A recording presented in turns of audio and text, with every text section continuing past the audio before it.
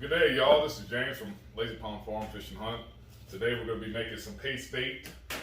So I'm going to take you through this a little bit. I'm going to sharpen these knives up a little bit so I can cut some meat. Ain't going to do nothing special here. Hit this a couple times on a striker. Alright, we're going to put this grinder here together. And it's a real old simple hand crank grinder. I like it. I'm not using my nice one that I do my deer with. I can't do that. The old lady won't let me. So I'm going to mount this up on the end of this table here. I'm going to swirl this on up here. Get it nice and tight. We're going to be cranking on this thing. Come over here. Tighten it up on the bottom of this table. I'm going to turn a couple times on these little ears down here. Make sure it's nice and snug. All right. Sit that one out the way. We're going to take a worm. This is what pushes and pulls the meat right on down through to your knife. We're going to insert that. Which is really cool about this one is it's old-fashioned. Your handle, you need to get it in there all right. Come on here, going the wrong way. There we go. So it's just on there like that on the end. We got the blade.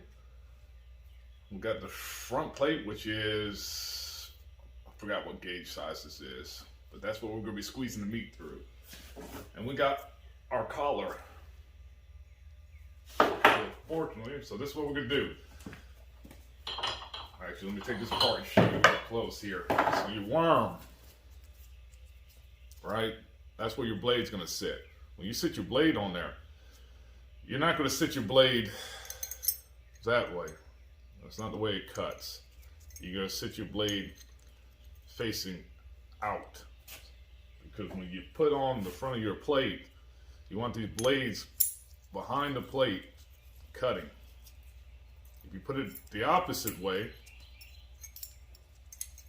what happens here is when you put your face on, you see the blades are not pushing against that plate to cut. It's hard to see there. I don't know if you can see that. So you want to go blades facing plate. And that's how that works there. Now you have a little locking key there. You can see that little wedge cut out. That will be on the front of this hopper. So we're going to insert our worm. We're going to take and put our blade on, facing out towards you. We're going to take our front plate and find that keyway, match it up. This way it catches. Then we're going to take our collar and we're going to thread this all together. This is all held under pressure. We're going to spin it on down there. Then we're going to take our handle and we're going to throw it back on here. This one's so old, it's missing this little screw top to keep this handle from coming on and off, but that's all right. We're going to make sure that everything's running smooth. All right, we're in business here. Everything's nice and smooth running. Blade's doing what it's supposed to be doing. Looking good. There we go there. All right. We're going to be adding some stuff today here. We're going to be grinding through this to make our bait. What I got going on here is we're going to have 2 castor bags from a beaver, and we're going to have 3 hand quarters from a beaver and 2 front shoulders. And that's what we're going to be making our bait out of today. So we're going to walk you through here. First thing we're going to do here is get some meat up on the table and cut some up here. I got to go grab a little bucket, so just sit tight for a split second. All right, we got our bucket. That's what we're going to be putting our grind in.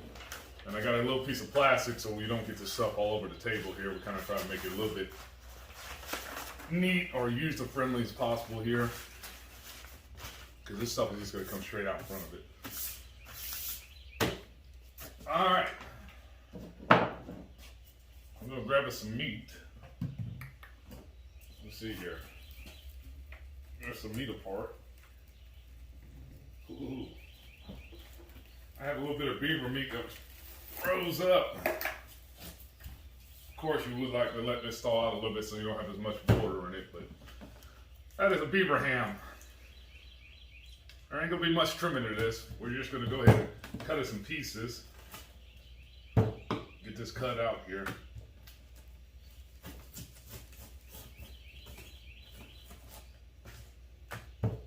You know, you want to kind of keep some of these pieces, you know, where you can get it down the throat of that grinder there.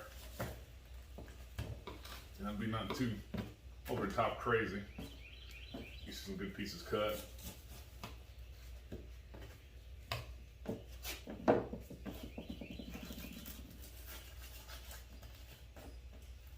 Some of that stuff right there get bound up in there. So we're just gonna clean it up a little bit.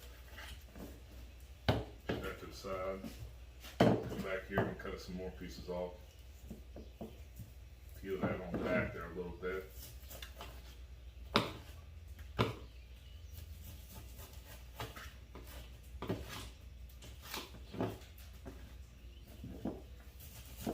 Nothing special to making your own bait. You can pick and use whatever type of animal, reptile, bird, whatever fits your fancy, or whatever species you're going after at the time and what they prefer to eat the best. I have found that everything in the woods loves beaver. Everything. So I found it being a good bait. It's a good red bait too. Got a good smell to it. So we got some pieces cut up here. We're going to start grinding that first, and we'll come back to this. So I'm going to drop a couple pieces in here. Now the way this grinder is, you know, people tell you not to stick your fingers in a grinder, right? The way this grinder is designed, if you look at how this top is rolled in, this is meant for you to take your hand, your fingers like this, and smush down. This is how this grinder is designed. You're applying the pressure on the top, not with a stomper, but with your fingers. And you'll feel that as you start turning. Scoot this back a little bit. You're gonna hold the front of your neck, see? So we're starting to load the throat up here. We're gonna add some more in here before it starts coming out. We're gonna keep on and going here. Now we're turning. Get some of this stuff off there. All right, we're gonna come back again. Keep pushing down and loading the hopper. Cool thing about this bait is, if you have some bigger chunks in there, that's okay. I don't think the animal's gonna mind it too much. Get them a little bit more free meal. I'll tell you what though, that looks good for burger. We might make us some burgers instead of making bait today, folks. I don't know. Woo, that looks good. Man, look at the color of that meat. Wow. Wow. We'll come back over here and cut us a little bit more off. Keep adding to there. So, cut us a little bit more meat off. And we'll keep working it.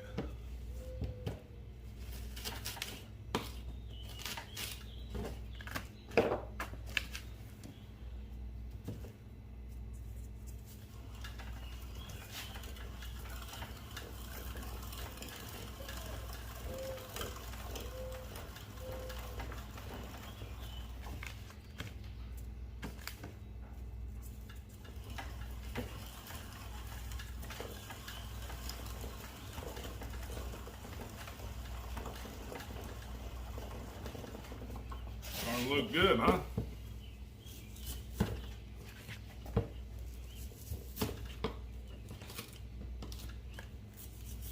I don't think my partner over here is too hungry yet, old Kevin. Otherwise, he'd probably stop the video and tell us, let's go ahead and cook us a burger up.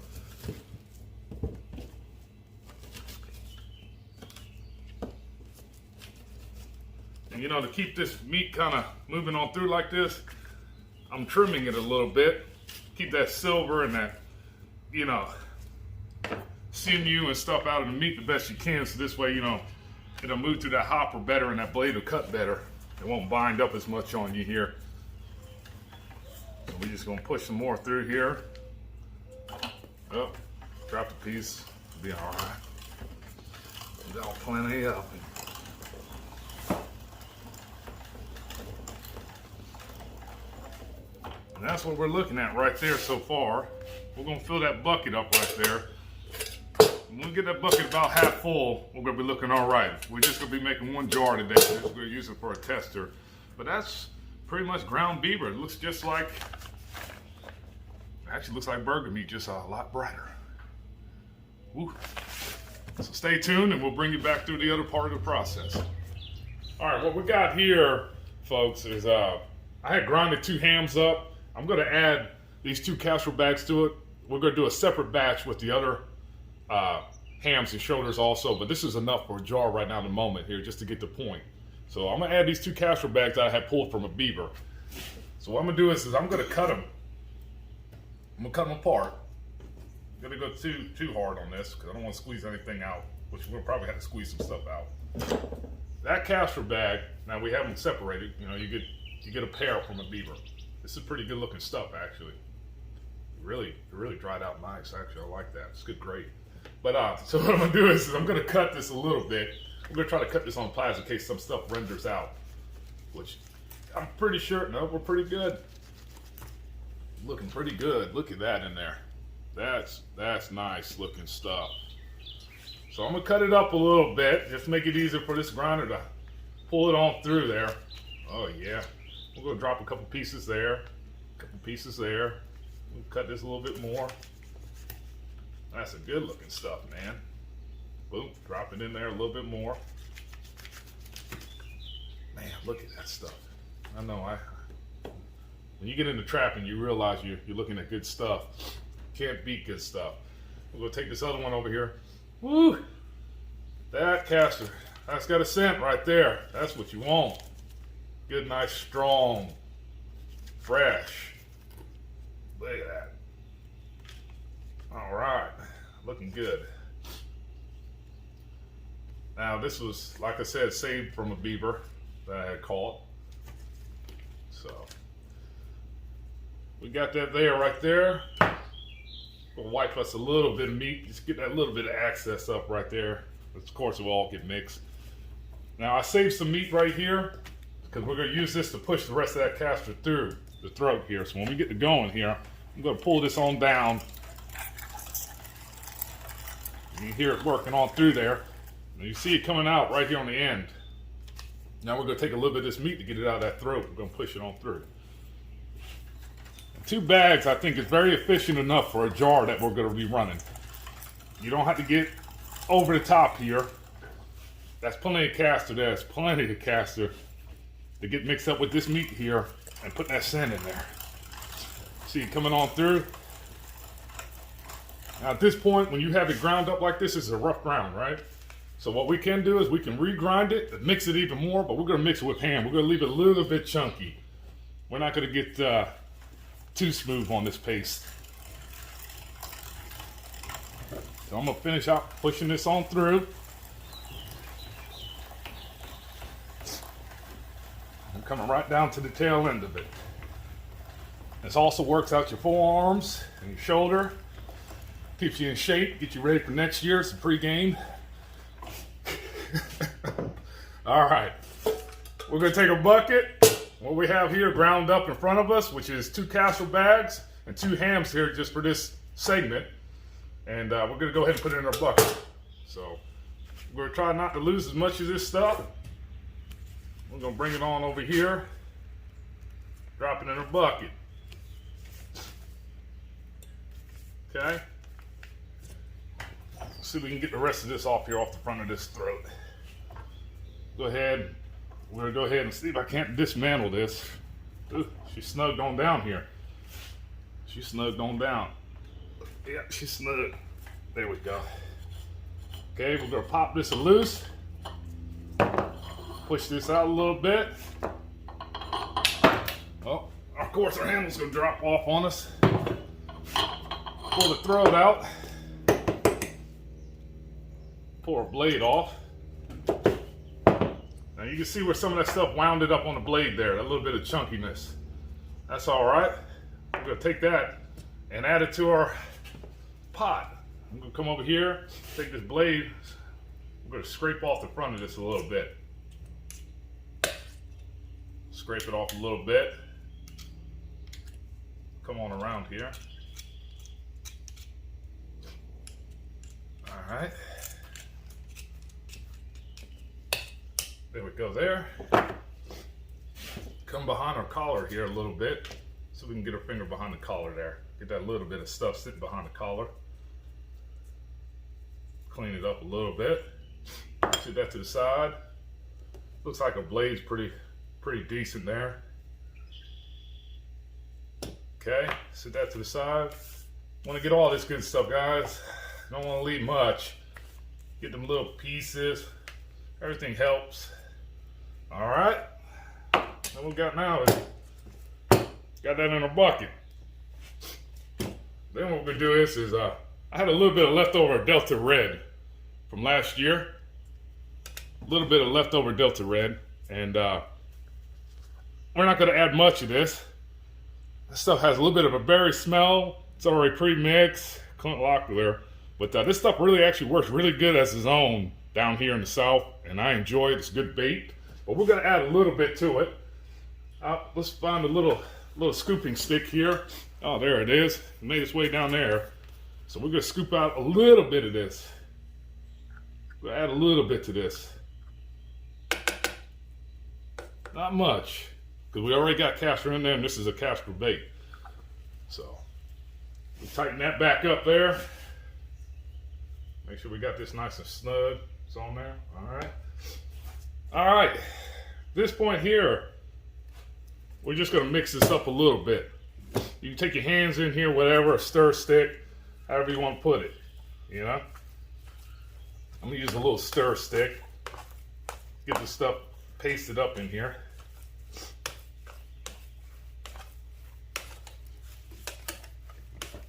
Now, if you're using some other serious scents, I recommend you do this out in your shop and not in your house, because your wife is not going to like it one bit.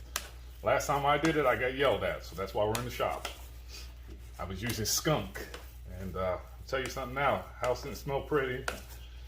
People fell out the doors. It was a good day for me, but a bad day for me at the end of the day. So I recommend you using this, doing this outside. Or if you're not able to do it outside, have a good ventilated area, fan pointing out of a window. If some of you have a basement or a shop downstairs with your house, and not separated. So what we're doing here is we're just gonna mix this up real good. We're gonna get our hand in here a little bit, make sure we really get this binded. It's basically like you're making hamburgers, mixing seasonings. Now, if I had skunk in it, once again, I would not be doing this with my hand. I would be doing this with a stir stick. But we're doing primarily castor and beaver meat. And what you can do after we get this real good and mixed, like this right here, we're gonna make our patty and then we're gonna put it on the grill. Now, we're gonna go ahead and add some other stuff to stabilize this. So we got a good mix there. All right, now we're gonna come over here. This is gonna be a very fun name to pronounce. Sodium benzoate. Which is a stabilizer to stop the process of rotting. Now you can let this ferment and get smoother and a little bit more stinkier and then stop the process, or you can go ahead and add it now if you want it a little bit fresher. I'm gonna add it now because I want to do a fresh bait. I don't want to do a little bit decomposing bait, but if you want to get a little bit more flavor and smell on it, wait a little while, give it a couple days, maybe a week, let it ferment down, and then add this to stop that rotting process. The other component that you're going to add, which would be Glycerin oil. And this here keeps everything lubricated and not drying out because of the other additive. So that's what we're gonna add. Now we're gonna go ahead, I say this bucket, we're filled up to about there. We're gonna eyeball this. This doesn't have to be nothing special. You know, you wanna get enough of that sodium in it so it won't rot, because if you do too less, it'll rot inside of a jar And what happens is, this gas is built up in the jar, it winds up blowing up in your shop. Then you have all this nasty smell in the shop, craziness like that. I recommend to put the cap on loosely with some cheesecloth over it so the bugs or maggots can't get into it until it stabilizes out pretty good and the gas is leached out. Then you run your top down. So we're gonna go ahead and, like I said, we're gonna eyeball this a little bit. I'm gonna go ahead and shake some out. Let's say about like that there. What we're gonna do is we're gonna mix that now. That's what you got. Just enough to cover the powder at the top. We're gonna mix it up now. Come back in here and mix it up. Now, of course, these little white dots and everything, it will disappear. You won't have white dots in your meat. It'll disappear and render down. It means it's doing its job.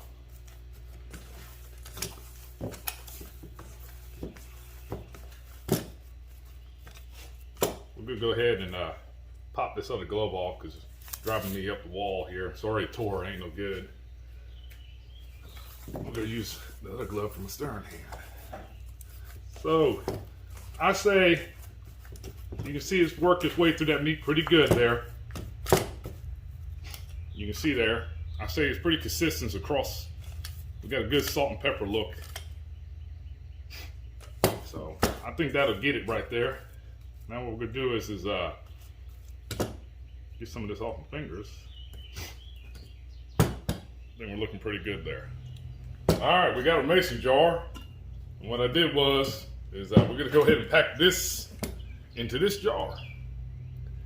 But what I'm gonna do is, your lid sits in there like that, and that's, mason jar is designed to seal off all the gases, everything is designed to lock out. What we're gonna do is we're gonna take that lid and we're gonna flip it over. We're gonna loosely thread that top down on top of it, so it allows it to let some gases out if it does have some gases coming off of it, and it won't bust the jar. But yet, it won't allow flies or other things to get in there and destruct what we have in this jar. So, just a little small kind of tip. So, all right, we're gonna take this up now. We're gonna get it down here in this jar. Take your hands, however, we'll see here. See if we can fish it down there in this jar. Oh, so fun. That stuff is strong, man. I can smell the castor across the shop. Wow. It doesn't matter if you have a little comb, whatever. However, get it in there.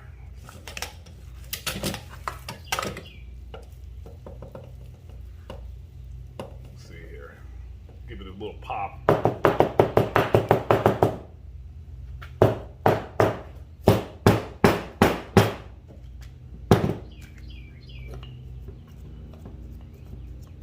Push it on down in there. Come back in here and scoop the rest of this out. Oh, are we gonna be on the money here? Oh yeah. Let's see here. Oh, we're gonna be close. We're gonna be close. Get this stuff down here in this jar. Uh-oh. I think we got it. I think we got it. And then we have enough neck room to add our glycerin. Let's see here.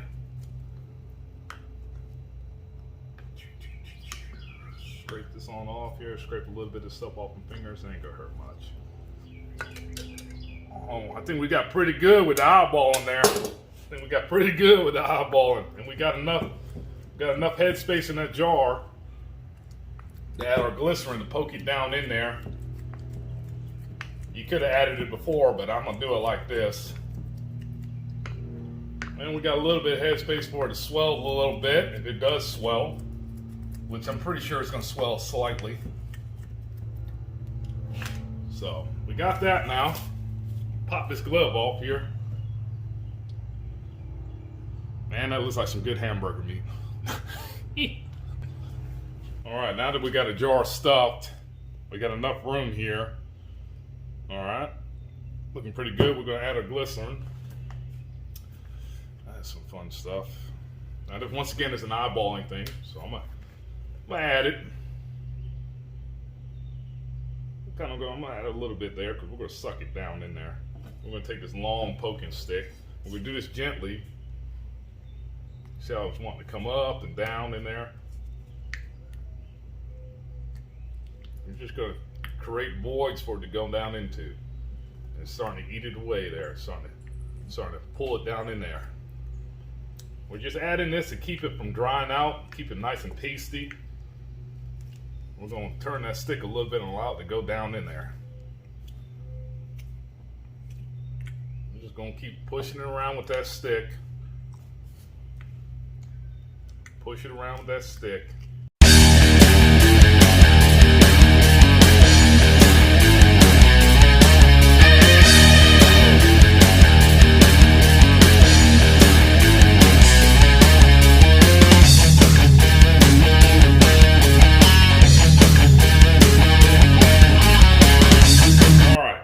Now that we got our glycerin oil added, all right, we have now done the steps that we needed to do. The last thing to do is to put our cap on. One thing I would like to mention is the reason why we did a mild bait and not a loud bait. This is for coyotes for early season, kind of a sweet, mild bait. We don't need any loud calling lures. I have done that in another bait making series that I did. But you probably won't see that series because we didn't record it. But this is some stuff I did about probably 4 months ago. And if you look at it, it's still stabled out pretty good. I'm going to open this up one time to show you and break the top off. It got oxygenation on it, which is normal. If I can find my little tiny stirring stick, and I'll show you what it looks like when you break it away. But to get this off here, this lid's tight. I'm going to show you what it looks like. This is also why I don't like, this is from oxygenation. Okay, the top of it, you can smell the skunk, but when I break that top away, if you look, when I break it away, still it comes right back to color. You see that stuff there. Comes right back to color. Ain't gonna hurt nothing. It's pretty stiff, pretty good paste bait. That's what I wanted. I wanted it nice and stiff. You can see that there. And like I said, when you get to working and moving it back around, she comes right back. So, that's some strong stuff. You said that'll be a late season? That's a late season bait. Because it's got skunk in it. And some serious amount of skunk. So we're going to get that top back on there. Push this back down on top of it there. Try not to touch this stuff too much. I don't want to smell like skunk the rest of the day. And that will be used for late season. Whew. Skunk just lingers in here. Got right in my nose hairs. That's a loud bait there. And this is an earlier season bait, more of a sweeter, mild smell. Well, you don't need to get out there because it's not as cold yet, so you don't need to get out there as loud. When it gets colder, you want to get out there loud and get that attention. So what we're gonna do now here is we're gonna throw this lid on top here. Once again, the lid is flipped the opposite way to allow it to breathe if it has to breathe. We're just gonna lightly, not heavy, we're just gonna lightly take that lid down and just snug it a little bit, allow it to breathe, but yet keep things from getting in it. And that is beaver and castor and a little bit of Delta Red mixed in there. Next time you see this, hopefully you'll see a coyote on the end of the chain. Thank you for watching.